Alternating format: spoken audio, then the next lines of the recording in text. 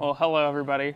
We are around this nice picnic table with a beautiful "He is God, I'm not mountains" back there. There it is, right there. And I don't know if you know this, but when you're in the main building, that steel mountain is that.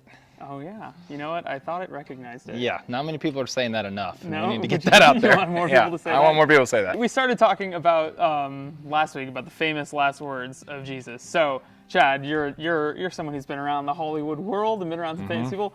Have you ever heard someone's? Well, that's really morbid. Have you heard someone's famous last words?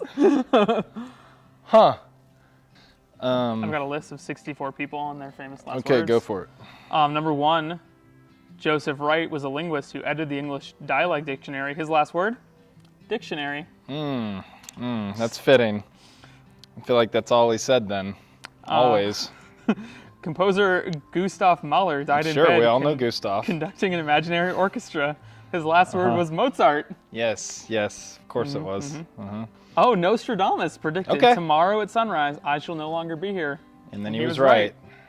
Marie Antoinette stepped on her executioner's foot on her way to the guillotine. Her last words, pardon-moi, monsieur. Very sweet of her. Yes. Harriet Tubman, dying in 1913, she gathered her family around. They sang together. Her last words were "Swing low, sweet chariot." That's pretty cool. That is really good. I don't know what it means. Well, you know, when you're on a chariot, there's high, but they want it to swing low. You want it to go nice. Yeah, you know, one thing about a chariot, if you're ever on a chariot, guys, I want you to take this with you. You don't want to be on a bitter chariot. You always want to find a sweet chariot. So just remember that. I think that's some wisdom. We clearly have no idea what that song implies, and that's okay. Football coach Vince Lombardi died. As he died, he turned to his wife Marie and said, "Happy anniversary, I love you." Wow. That's really sweet. That is sweet. The fact that she remarried in 2 weeks is odd. I thought she would have stuck with that. Interesting. But we talk about, like, there's so many lists of famous last words, and we can Google it, and we can talk about it, and we can laugh at some of them and poke fun at some of them. But there are some last words that the reason that we're doing this series and the reason that we're talking about these things is that there's some last words that have really great meaning. Yeah. And especially the last words of Jesus. Like, he knew he was ultimately going to die, and that these are some of the last moments that he had to talk to the people around him, and obviously what he said was going to go down in history. And so one of the things that we want to look at today is one of those prayers that he was praying for us. Like, this prayer that he decided is like, I'm going to pray, and his friend John is listening in and writing it in, and he's saying, like, I'm going to pray for the people that are going to go out and do this for the rest of the eternity. Right. These are the people that are going to go out and be... Until I come back. Until I come back, exactly. Yeah. And so these are the disciples. He's talking about his disciples, but disciples now and disciples later. And so he's talking about us. Yeah. And so these are the words of Jesus that I would like to read, and then we'll talk a little bit more about. So, Chad, would you like to read those for us? Sure. He said, "I'm praying not only for these disciples, but also for all who will ever believe in me through their message. I pray that they will be one, just as you and I are one, as you are in me, Father, and I am in you. And may they be in us so that the world will believe you sent me. I have given them the glory you gave me so that they may be one as we are one. I am in them and you're in me. May they experience such perfect unity that the world will know that you sent me and that you love them as much as you love me." John 17, 20 and 23. Man, I'm immediately challenged. Absolutely. There's so many challenges here.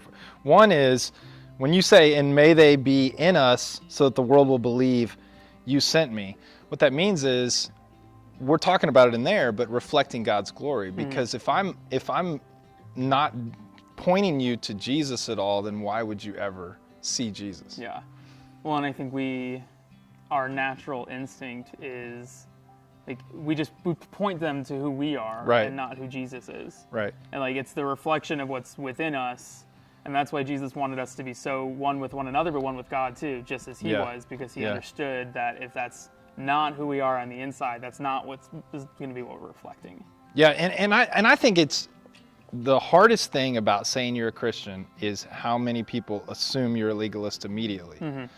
And so define what a legalist is really. So when we talk about a legalist, we talk about rules, and we talk about life rules, not just as a kid when you need to clean your room and stuff like that. This is more the way I talk, the way I communicate with others, what I see, the songs I listen to. This is where it becomes legalist. And you have your own identity, but it feels like in a legalist community, they're trying to shape you into everyone's the same.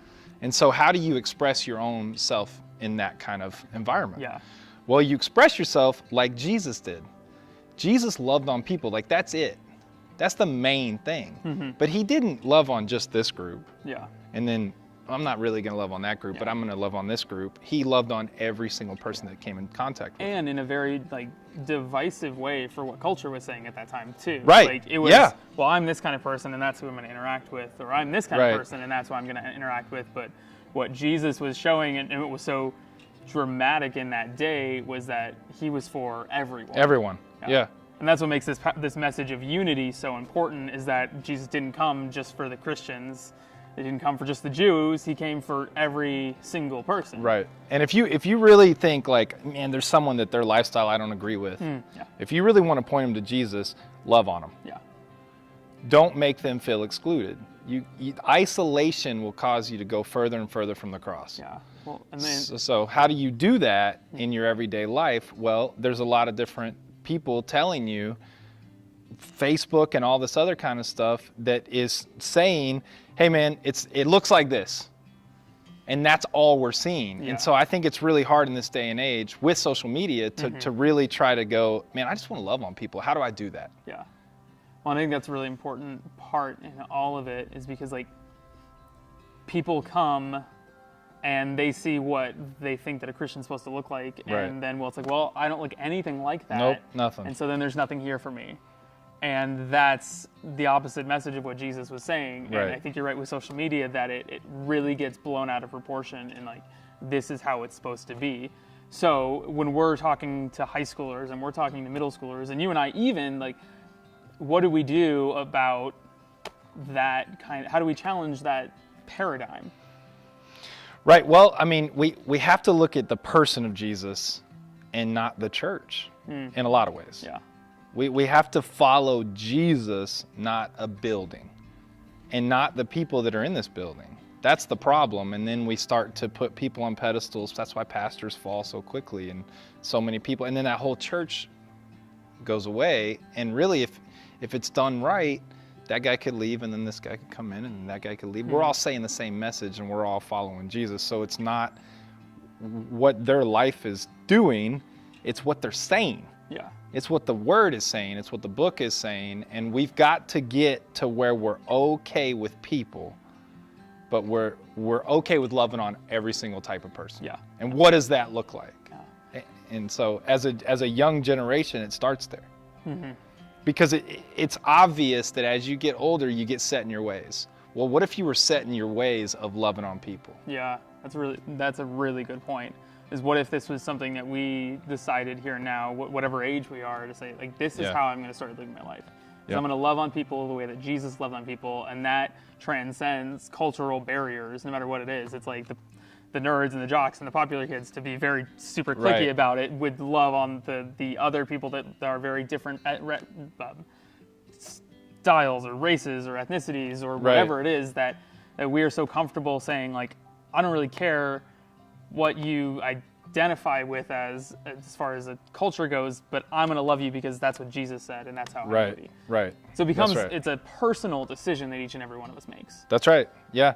Because, if you followed trends, the jocks were really cool at one time. Now the .comers are cool. Yeah. The quote-unquote nerds are basically running Silicon Valley and all of that, and they're the next generation. Well, guess what? If you start to follow them, then this group might be the cool group in 10 years or whatever. So quit following just at a whim. Figure out who you are, and then just love on people. Yeah. That's it. But know who you are. That's the other thing. Don't be afraid of who you are. Like what you like and all that. Don't try to shift that into a certain clique, but then just love on people. Well, and I think that's what's powerful about the church is it's in this unique opportunity to be a place of everybody. Like we're all created in a unique way, and so if we really bring that uniqueness to the church and to God and to this family of Christian, like then that could really be impactful, because then we could have the people that are this way, and we could have the people that love this way, and we can have everybody, because that's how God created us, all unique and very special. And so like recognizing that no matter who you are, no matter how you feel, no matter what kind of style you decide to live in, like you have a place in the family of God. Like, yeah, absolutely. You are part of this, and you have a role to play when it comes to unity within the church. That's right. And I can only speak to this amount of people, and you can only speak to this amount of people, but this amount that we're speaking to also can do that. Yeah. And so we're limited.